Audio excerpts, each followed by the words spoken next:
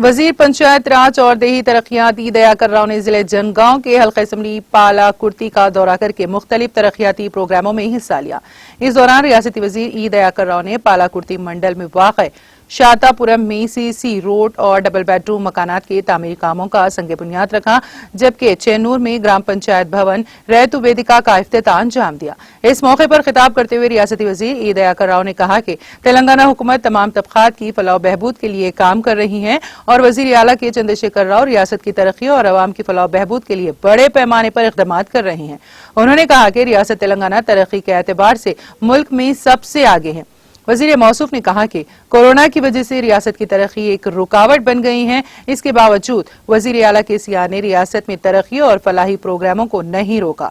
इतने मुश्किल वक्त में भी तेलंगाना हुकूमत ने दलितों को दलित बंधु स्कीम के जरिए फलाह बहबूद के इक़दामात किए जा रहे हैं।